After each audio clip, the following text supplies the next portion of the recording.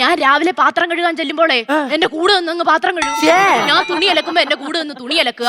ഞാൻ കുളിക്കാൻ കയറുമ്പോ എനിക്ക് സോപ്പ് എടുത്ത് തരിക. ഞങ്ങൾ കയറി കിടന്നുറങ്ങുമ്പോ ടപ്പടപ്പ അങ്ങോട്ടും ഇങ്ങോട്ടും നടക്കുക. ഇതേ ആളെ തന്നെ പെട്ടെന്ന് കാണത്തൂല്ല. എവരാള് കൊള്ളാല. രാവിലെ തൊട്ട് വൈകുന്നേരം വരെ എവരെ കൂടെ മാക്കാ പണിയെടുക്കും.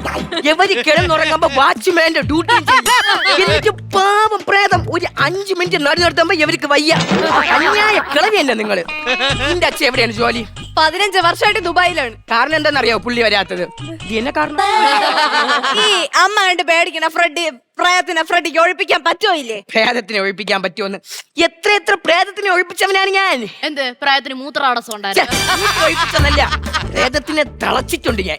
അല്ല, അപ്പൊ പ്രേതം നിങ്ങളെ ഉപദ്രവിച്ചിട്ടുണ്ടോ? ഉപദ്രവിച്ചിട്ടുണ്ടാന്നാ? ഒരു ദിവസം രാത്രി ഞാൻ മനസമാധാനത്തോടെ വീട്ടിൽ കിടന്നുറങ്ങായിരുന്നേ. രാത്രി ഒരു 12 മണിയൊക്കെ ആയപ്പോ ഞാൻ പോലും അറിയാതെ പ്രേതം എന്നെ കൊണ്ട് തൊഴുത്തിയിട്ടിങ്ങനെ. അവിടെയാണെങ്കിൽ ഒരു പശു. ഞാൻ ബോധം വന്നപ്പോ ആ പശുവിന്റെ കുട്ടിയെന്നും പറഞ്ഞെന്നെ തടവുന്നു, തലോടുന്നു. അപ്പൊ ബോധം വന്ന പേടിച്ച് വീട്ടിൽ പോകൂടായിരുന്നാ? എങ്ങനെ എണീറ്റ് പോവും? ഞാൻ പശുവിന്റെ കുട്ടിയിലല്ല, അതിനെ ചവിട്ടി കൊല്ലൂലേ. അതുകൊണ്ട് പശുവിന്റെ കുട്ടിയാന്ന് തെളിയിക്കാൻ വേണ്ടി വെളുക്കും വരെ നിന്ന് ഞാൻ വയ്ക്കുമല്ലേ എന്ന്.